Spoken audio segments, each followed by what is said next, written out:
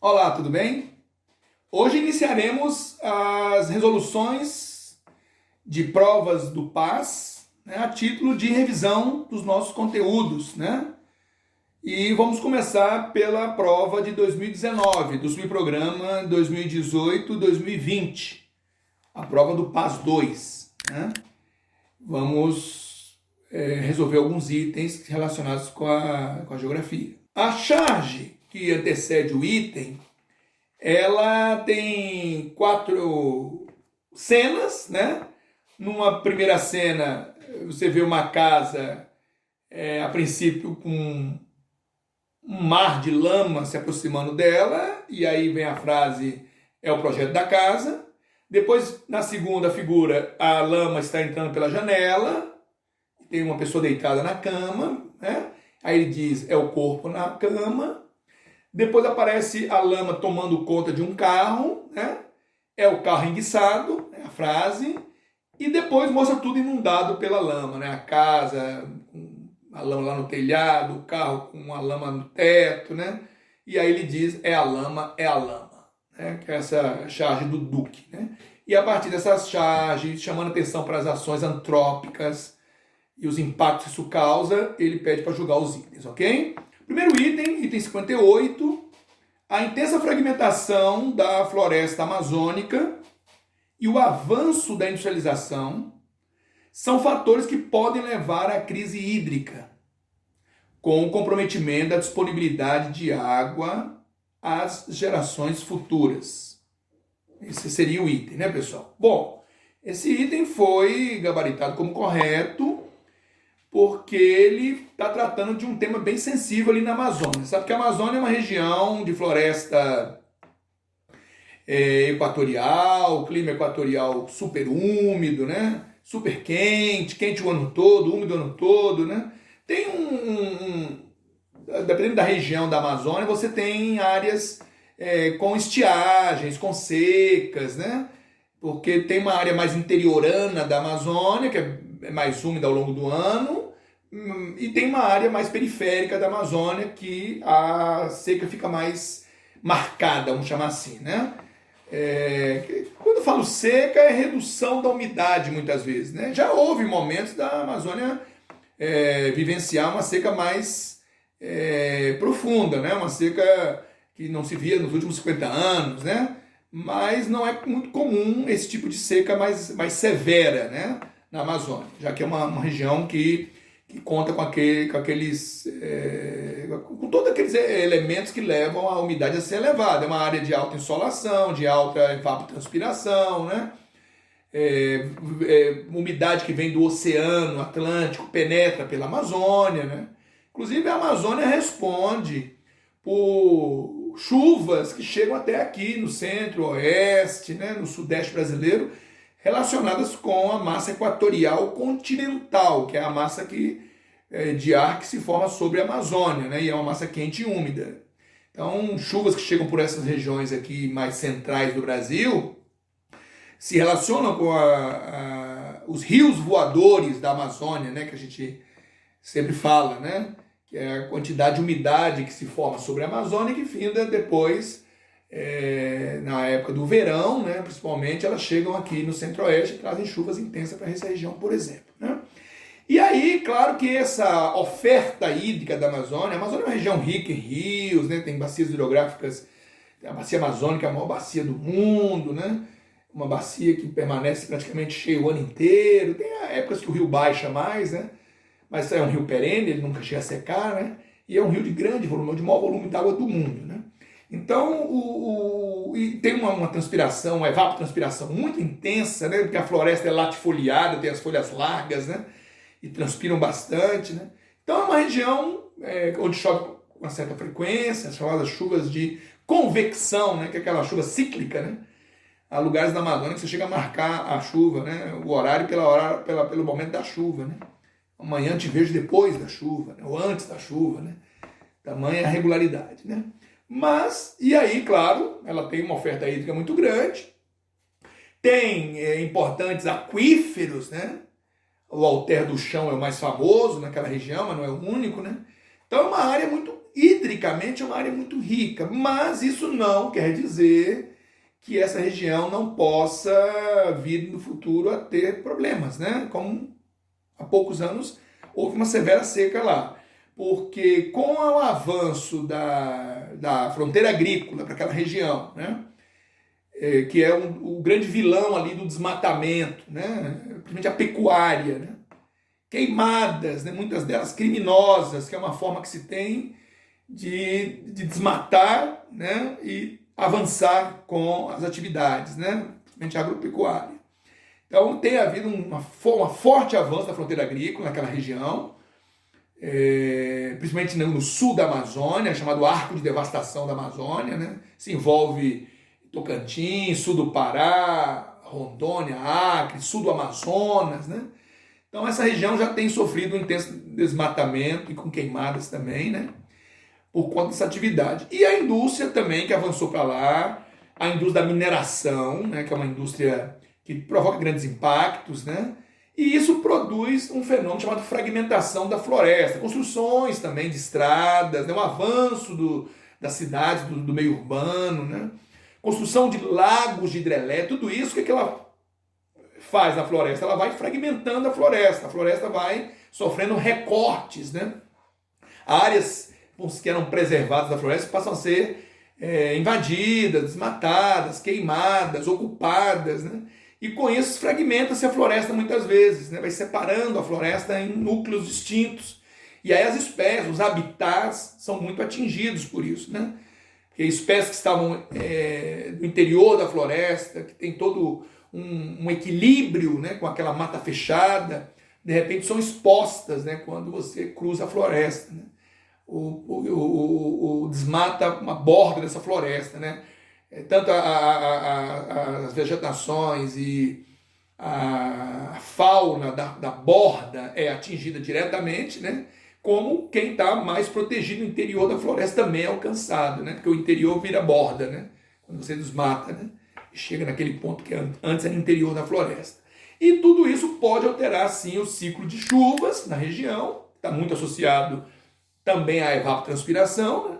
Que aí você está alterando habitats, rompendo ecossistemas, né?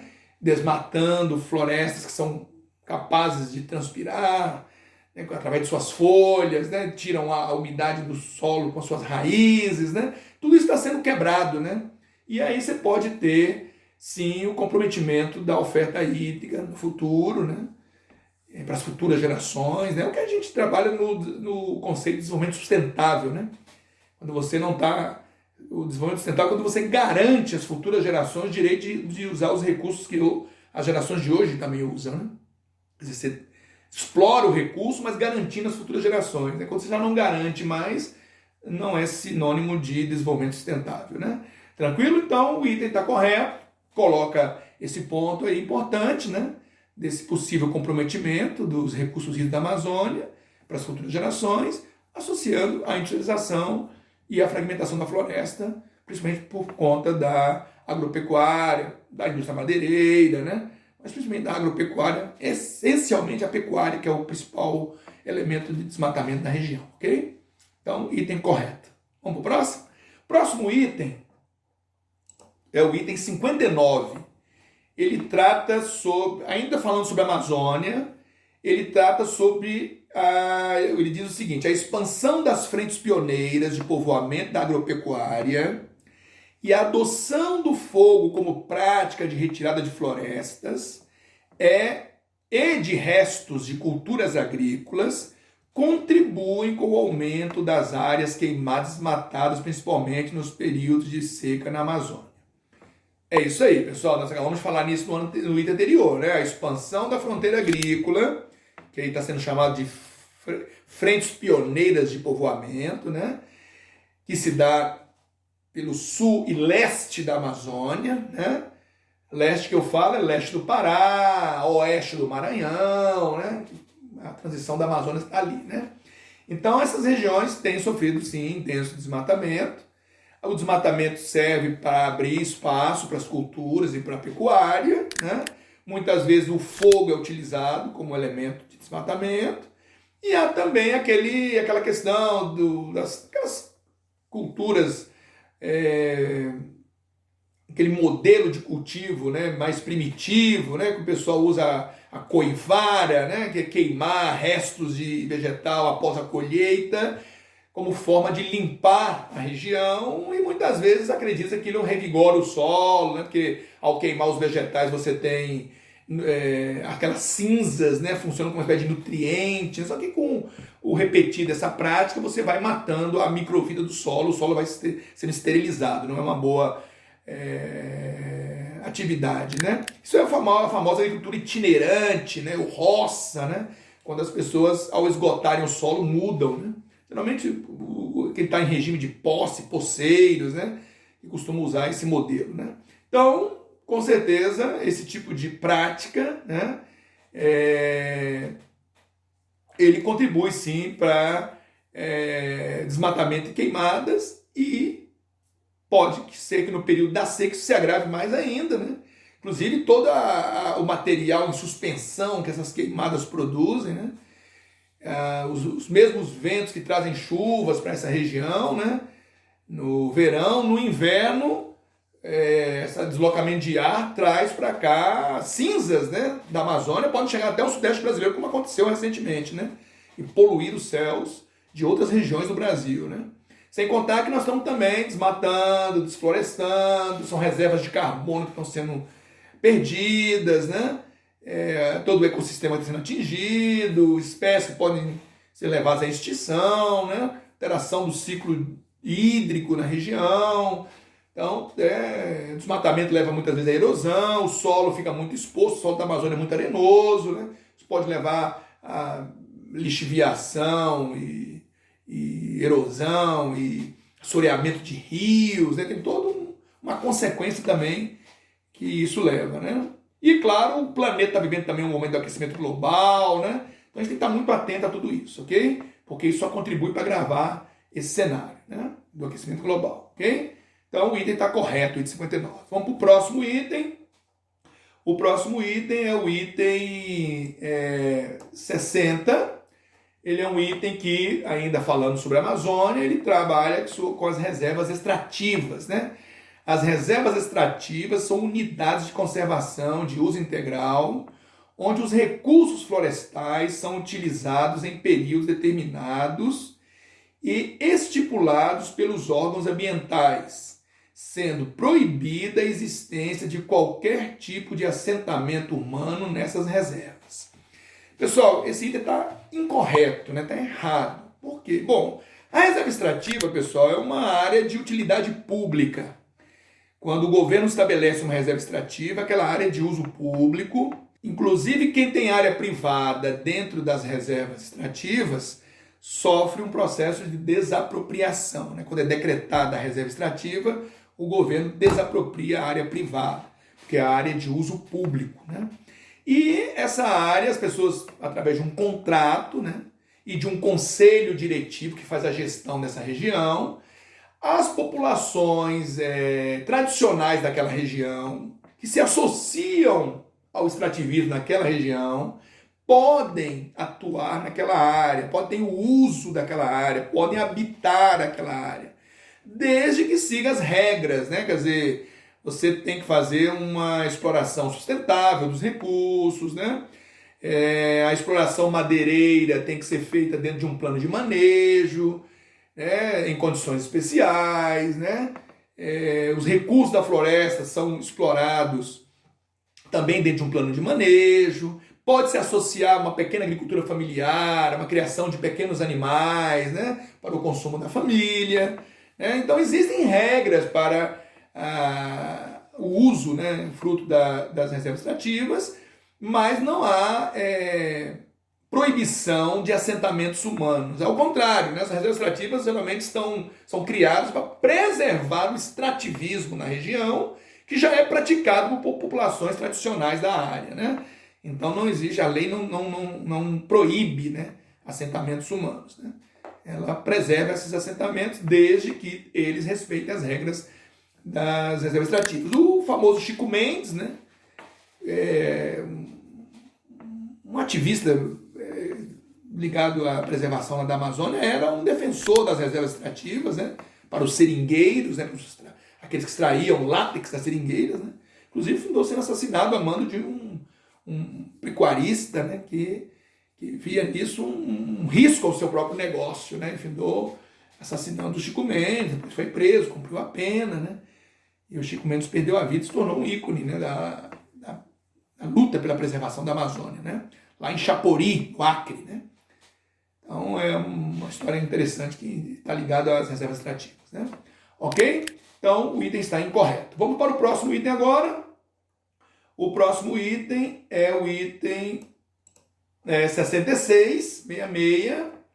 Ele é um item que trabalha o seguinte: a concentração de atividades mineradoras, principalmente no quadrilátero ferrífero, em Minas Gerais, apresenta uma contradição. Se por um lado as empresas mineradoras geram empregos e impostos para os municípios mineiros, por outro representam diversos riscos de desastres ambientais e sociais, decorrentes da produção de rejeitos poluidores, como ocorreu em Mariana e Brumadinho. Correto, né, pessoal? Quer dizer, o quadrilátero ferrífero é uma região muito famosa de extração mineral ali em Minas Gerais, né? Ali é um quadrilátero entre as regiões de Mariana, né? Congonha, Sabará, né? Santa Bárbara, incluindo também Ouro Preto, né? Itabira. É uma região muito famosa na produção mineralógica brasileira, né? É uma área pré-cambriana, terrenos cristalinos da era pré-cambriana, muito ricos em minerais metálicos, e de onde o Brasil extrai uma grande porção de minério, explorado muito ali pela Companhia Vale do Rio Doce, né? Que extrai esse minério, transporta esse minério através do Vale do Aço, né? Através de uma ferrovia que liga até o Espírito Santo, né? Para poder sair com esse minério para exportação, né? Lembre-se que Minas Gerais não tem saída para o mar, né? É também uma região, essa região mineira aí, que concentra também muitas siderúrgicas, né? É o maior polo siderúrgico do país, né? Que usam esses minérios, inclusive, na transformação, né? E é muito rico, principalmente em manganês, em ferro, né? Que vai dar origem a aço, né? E, claro, existe todo um lado do impacto ambiental dessa extração através das barragens de contenção, né? Um dos métodos mais baratos, né, de se extrair e beneficiar o minério de ferro é através de um processo que envolve lavagem dele, separação, né, do minério dos rejeitos, né? E esses rejeitos ficam acumulados em aterros, né? Que servem como contenção, vão ficando ali acumulados, são criadas barreiras de contenção, né? No Brasil se usa muito o método que eles chamam de amontante, né? Que é um método em que é um método também mais barato e mais arriscado, né? Que você vai acumulando as camadas e vai criando, né? Barreiras, uma acima da outra, um degrau acima do outro, né? E existe um outro modelo que é a jusante, né? Você vai criando degraus para baixo, né? Esse termo está muito ligado à hidrografia. Quando você vai a montante de um rio, você está indo em direção à sua nascente, né? Quando você vai a jusante de um rio, você está indo em direção à sua foz, né? Então, por isso que eles usam a montante e a jusante para falar das barreiras, das barragens de contenção, né? E existem metodologias hoje que já não usam mais a água, usam a umidade do ambiente, né? Que são muito mais seguras, né? Mas são mais caras, né? Então, em Minas, a Vale usou muito esses modelos, né? A montante. E ela agora, depois dos 2 acidentes, já anunciou que vai se desfazer dessas barragens, vai parar de colocar mais rejeito, né? E claro, pessoal, os acidentes foram tragédias ambientais, né? Na verdade, tragédias.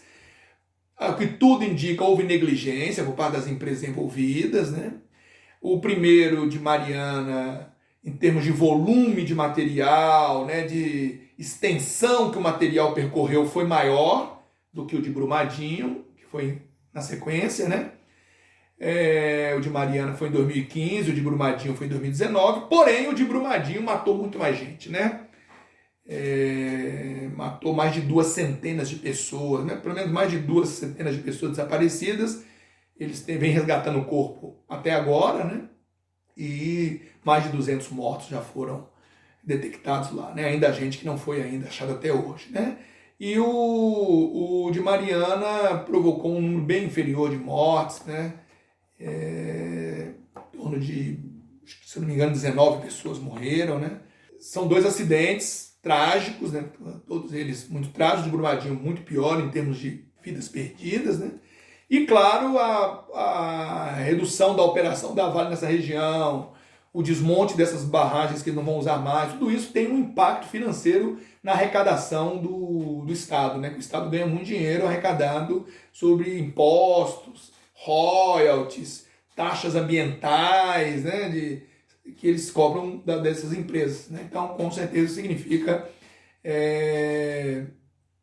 perda, né, de empregos, quando essas empresas diminuem ou deixam de operar nessa região, né, e perda de arrecadação para o Estado, né? Mas, ao mesmo tempo, estamos falando de acidentes ambientais violentíssimos, né, rejeitos que foram derramados em rios, né, Rio Paraopebas, Rio Doce, né, chegaram até o mar, no caso lá de Mariana, né, e o impacto ambiental, né, disso tudo, e o impacto na vida das pessoas, nas famílias, nas suas propriedades, nos seus negócios, né? Então é algo muito complicado, né, mas precisa ser avaliado com cuidado tudo isso, ok? E agora as pessoas precisam ser indenizadas, o meio ambiente precisa ser reconstruído com indenizações dessas empresas, né, que faturam muito, né? Chegada a hora agora da justiça exigir as indenizações corretas, né? O próximo item que vamos resolver é o item 106. O enunciado da questão que consta esse item, ele diz o seguinte, né? Ele tem um gráfico, né? Um gráfico com projeções do IBGE e da ONU sobre o crescimento da população brasileira, né? E diz o seguinte, o gráfico apresentado mostra projeções para o tamanho da população brasileira. Em 2013, o IBGE previu um pico populacional para 2042. A ONU, em 2017, e o IBGE, em 2018, previram esse pico populacional para 2047. Então, ele está trabalhando, pessoal, é um gráfico que trabalha com essas projeções, duas delas feitas pelo IBGE, né, uma em 2013, que ele revisou em 2018, e a ONU, que fez a sua projeção em 2017, né? Então, pelo que você está vendo aí, a projeção tem a curva de crescimento da população brasileira vai ter um pico, que vai ficar aí entre 2040, 2047, né? Nesse período, a população do Brasil chegaria ao seu pico em termos de quantidade de pessoas no país, né? E depois haveria uma progressiva redução do número de pessoas no Brasil, né? Então, baseado nesse gráfico, né? Quando chegarmos ao pico, estaríamos aí em 200 e, pelo gráfico, né? Alguma coisa em torno de 230, 232, 33 milhões de habitantes, né? E depois começaria uma curva descendente, né? E aí vamos analisar os itens, ok? O item 106 diz, segundo a projeção da ONU, em 60 anos a população brasileira será aproximadamente igual à de 2020. Se você olhar o gráfico, pessoal, a projeção da ONU é que está na linha tracejada, né, pessoal? Se você olhar o gráfico, você vai ver que é exatamente isso, né? Nós estamos aqui em 2020 com 210, né, 211 milhões de habitantes. E quando chegar lá em 2080, que é daqui a 60 anos, né, vai estar exatamente na mesma linha, né? Então, realmente, segundo a projeção da ONU, entre 2020 e 2080, a população do Brasil será do mesmo tamanho, né? Claro que ela vai crescer, né? Até os 235 milhões, né? E depois ela vai começar a cair. Por que ela vai cair? Porque a natalidade, que hoje é maior que a mortalidade, isso dá um crescimento positivo e a população brasileira só está crescendo a mais cada vez, né? Vai chegar ao limiar que vai estabilizar, a natalidade vai ser igual à mortalidade, e o crescimento vai ser zero, o crescimento vegetativo ou natural, que é a taxa de natalidade menos a mortalidade, né? Claro que tem as entradas e saídas do país, né? imigrantes e imigrantes, né? Imigrante o que entra, imigrante o que sai. Você tem que fazer um balanço para saber se ele é positivo ou negativo, mas o Brasil é um país que recebe poucos imigrantes, né? E costuma, às vezes, sair até mais do que entra, né? Mas a participação desse balanço migratório no Brasil é pequeno. Então, o crescimento da população brasileira se deve mais ao crescimento natural vegetativo. Então, o que vai acontecer? Vai chegar o limiar em que a taxa de mortalidade vai superar a natalidade, que é uma coisa nunca vista no Brasil, um fenômeno nunca visto no Brasil. Por causa do envelhecimento de um lado e da redução da natalidade do outro, né? Então o Brasil vai ter cada vez menos jovens, tendendo a ter cada vez menos adultos e cada vez mais idosos, né? E aí a mortalidade desses idosos aumenta, porque o cara vai ficando idoso, cumpre o ciclo de vida dele e morre, né? Então a tendência em países mais velhos é aumentar a mortalidade crescentemente e a natalidade, que já vinha caindo, continua caindo, e aí você tem um patamar em que a mortalidade supera a natalidade. E aí começa o crescimento negativo, a população começa a encolher. Para recompor isso, chegam imigrantes, mais do que saem, pessoas do país, né? Ou você estimula a retomada da natalidade, né? Mas a projeção que a ONU mostra é exatamente essa que o item está falando, né? Então, a população em 2080 será mais ou menos do tamanho que ela tem hoje em 2020. Ok? Depois de ter alcançado um pico, né? Ela vai começar a reduzir. Tranquilo? O próximo item é o 107, né? Que é ainda sobre o mesmo gráfico. E diz, a atual população do Brasil, em torno de 210 milhões de pessoas, confirma a elevada taxa de povoamento do território brasileiro, o que faz do Brasil um dos 10 países mais povoados do mundo. Pessoal, ela está entrando aí em dois conceitos. Esse item está errado, né? Por que está errado? Porque está entrando aí em dois conceitos básicos de população, que é o conceito de populoso e povoado. Né? Populoso é quando eu tenho um número absoluto de pessoas numa dada área elevado. Então isso é um lugar populoso. Um país populoso é um país que tem um grande número total de habitantes. Quando a população absoluta, que é o número total de habitantes, é elevada. Isso é populoso. Se a população absoluta é pequena, no caso do Canadá, eu digo que o Canadá não é populoso. Tá? O Brasil é um país populoso, porque tem uma população de 210, 211 milhões de habitantes. Né? Está entre as 10 maiores do mundo. Agora, o conceito de povoado e não povoado relaciona-se com densidade demográfica, que é o número de habitantes por quilômetro quadrado. Eu pego a população total, absoluta, e divido pela área total disponível para ocupação. Não necessariamente está toda ocupada, né? Mas disponível para ocupação. E aí eu, quando faço população absoluta por área total disponível, eu obtenho o número de habitantes por quilômetro quadrado. Isso é a densidade demográfica. E é isso que define se o país é densamente povoado, fracamente povoado. Ou povoado e não povoado. Geralmente a gente evita dizer que um lugar é não povoado porque a densidade é baixa, para evitar confundir com não habitado, certo? Mas tecnicamente o conceito de povoado e não povoado se relaciona ao conceito de densidade demográfica. O Brasil, pessoal, quando pego 210 milhões e divido pela área de 8 milhões e meio, isso dá uma densidade baixa para o Brasil, em torno aí de 25 habitantes por um quadrado, né? 26 habitantes por um quadrado. Quer dizer, o Brasil tem uma densidade demográfica baixa, por isso que ele não é um país densamente povoado.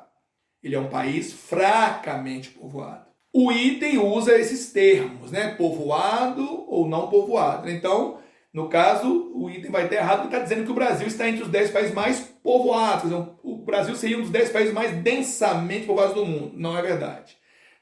Os países mais densamente povoados do mundo são Mônaco, Singapura, Vaticano, Bahrein, né?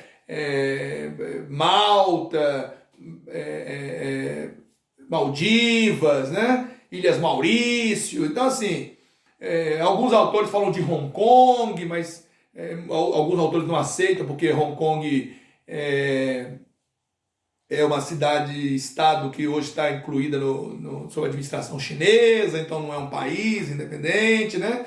Então, se você vê aí estatística falando de Hong Kong, às vezes não aparece por causa disso, mas em termos de densidade de ocupação, que é o número de habitantes por quilômetro quadrado, com certeza o Brasil não está entre os 10 primeiros do mundo, porque o Brasil é um país fracamente povoado ou não povoado, né? Se quiser usar o termo mais radical, né? Tranquilo? Então o item está errado por conta disso. O próximo item, 108, fala o seguinte: a expansão da produção agropecuária irá reverter a tendência de estabilidade do crescimento da população brasileira, dada a necessidade de mão de obra em áreas rurais, de modo semelhante ao que ocorreu no início do século passado, quando o Brasil recebeu migrantes europeus e japoneses para trabalhar no campo.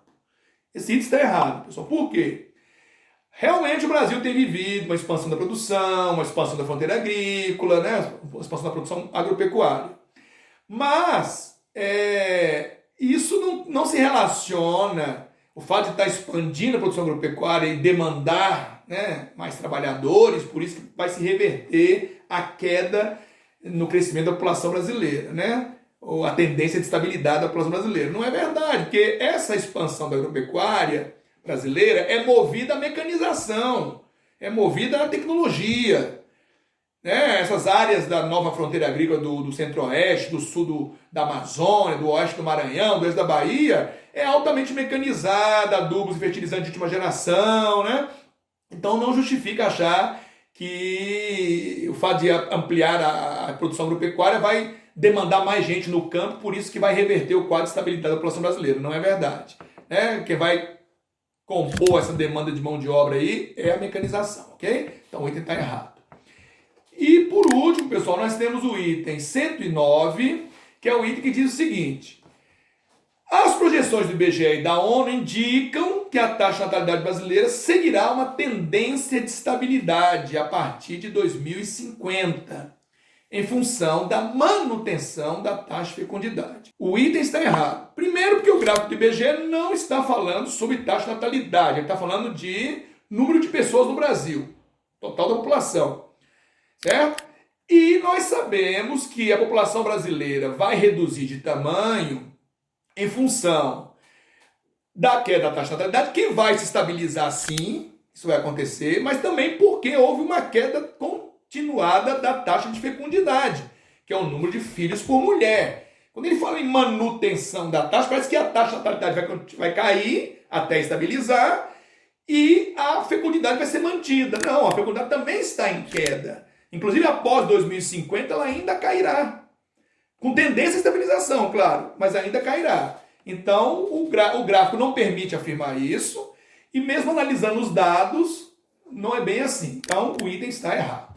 Espero que vocês tenham gostado da nossa resolução, e no próximo encontro a gente faz resolução de uma outra prova. Um grande abraço e até a próxima.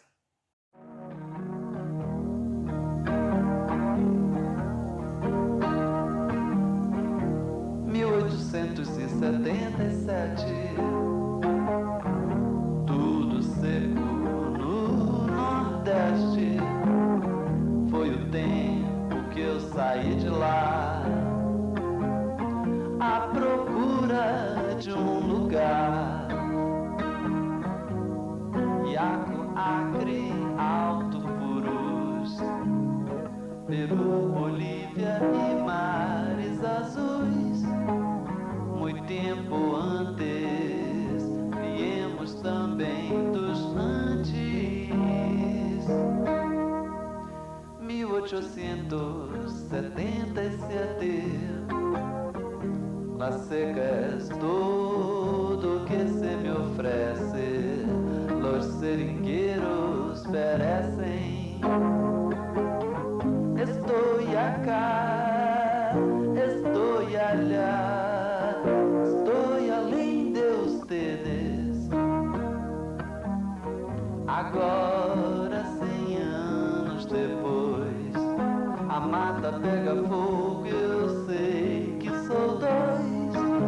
Sou ainda quem ficou lá, sou também quem veio pra cá, pra cá. 1877, tudo seco no Nordeste. Foi o tempo que eu saí de lá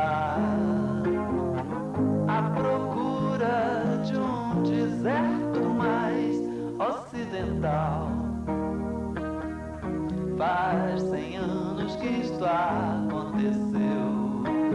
Outra vez não tenho nada de meu. Agora a mata pega fogo e eu quero ir. Sei, não tenho mais onde fugir. 1977 é quando tudo começa.